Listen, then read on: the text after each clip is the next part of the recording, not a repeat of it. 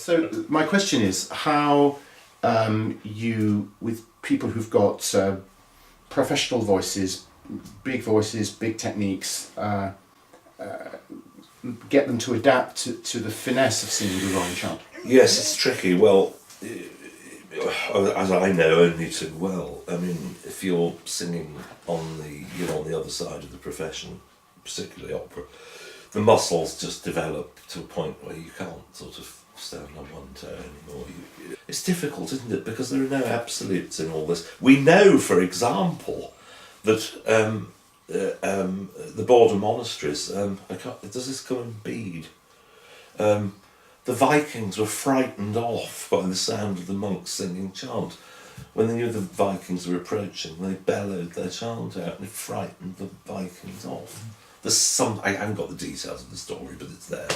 So it obviously wasn't always, this sort of very delicate, ethereal sort of thing. But the thing always with chant, even for people who professionally do quite a lot of it, is that we don't function several times a day like monastic communities. No. And getting an understanding. Yeah, it's quite. It's not something you can just say, do that, that, and that. So I always found, for example, apart from, quarter and half bars as they are in modern sort of editions, you get dots on the notes, which you just lengthen according to sort of feel. The episemas, where which represent the tonates and the expectaries and things in the original manuscript. The relationship of the unit in a lengthening is like a duplet to a triplet. And if you say that to the professionals, they've got something to get a hold of. They know it's not double. Yes. But it's not, it's not notional either. And actually quite quickly you get a feel for that. Yeah. And this enables you to get that fluency a little bit better, because it's always the stops and starts and the slowing down that cause the trouble. But it's a real problem actually, because you're aiming for a sound in a very short time that sounds like a whole load of people are doing this every day, and of course it isn't. And to get that unity you do need, of course not that we don't hear raggedness in monastic communities as well, but a place like Le Barreau, I thought the chant was very, very good there. Yes. Actually. One thing I tried to explain to somebody recently was who subsequently went there to listen. And it's a similar thing at Salem as well, is that the Marian antiphon they sing at the end of Compline. Mm-hmm. It's the last thing they sing before they go to bed, before Le Grand Silence. Yes. And there's something exquisitely beautiful about it.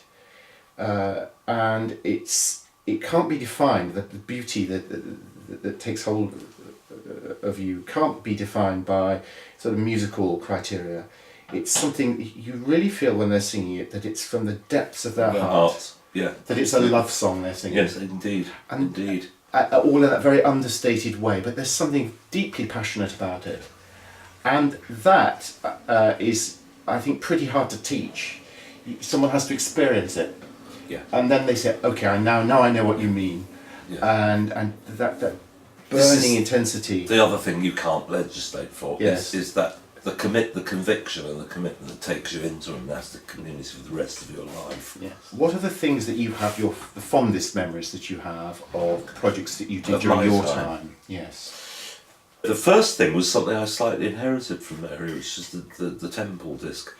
She'd taken an interest in this breviary, which was preserved from 1244, which had belonged to the Templars and was in use in Jerusalem. According to David Hiley, the breviary itself is not that remarkable. It's got a few features which are peculiar to it, but it's largely Northern French of the time, so it's obviously become there. But she had this project on the back burner to put on a concert and make a disc of stuff from that, and so I picked that one up and surrounded it with a bit of contemporaneous polyphony.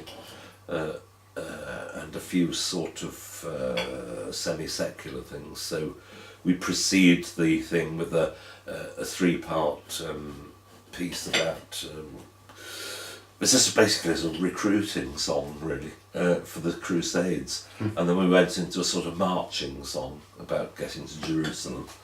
So we sort of dressed it up a little bit.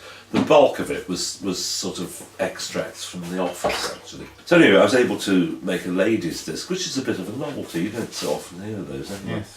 And so again, we did that, and we brought in. So we kept switching between Fond de Vernas, Huelgas. We also had the Schola Gregoriana from Bristol University, which is again sort of like 20-year-olds. So I conceived this as the novices, and then you have the cantors, the best singers, and then you have all the reverend mothers being the associates. These are the big things I did. They required a huge amount of work. Was St Charlemagne. Again, David Hiley pointed me in the direction of this repertoire. The Charlemagne had actually been a saint briefly, and I think they're still entitled to celebrate him as a saint at Aachen. Yes, I've been to that celebration actually. Yes, that's right. But he's not in the universal calendar, but he's still in that one. Yeah. And so there was a lot of stuff around that, and the very earliest recorded chant that we can sort of decipher in any way comes from just before 800 and beyond, including some organum, actually. And there have been attempts to notate that, so I put that in. There's an office of St Charlemagne. There's quite a lot of interesting stuff, generally. The core work always was, from the beginning, to revive the chant in parishes. Yes. In some shape or form, as far as the modern liturgy would allow. Yes. Of course, we have slightly more of the extraordinary form now. And, but also along with that, not to make people feel that they had to have tiny little voices, because this is not going to work in the average parish. Whereas if you can give them good repertoire, but at a lowish pitch, because basically people are better fed nowadays and their musculature is more sort of dense, you give them things at a pitch that they can sort of comfortably sing, they're more likely to do it. And I think that's true of congregational chant as well. Yeah. But I think one of the things people do respond to is the fact that chant is beyond the reach of any explicit aesthetic. It's not rhythmically insistent, it's not harmonically insistent. It's, if you like, it's sound as nearly as possible as God made it. And actually, once you've twigged that, it's this huge relief. Your emotions, there's a famous passage in Thomas Merton's Seven Storey Mountain, where he said that it's an austere beauty, the beauty of the chant. It doesn't drag you out into the open field of your emotions, where the devils can get at you with their knives. Yes. And that's why it is both invigorating and relaxing. It's coming from somewhere beyond wretched old my own sort of stuff that's going on in my head, and it's such a relief. And of course it's eminently suitable liturgically for that reason. Yes. Because it's not about us Yes. at all.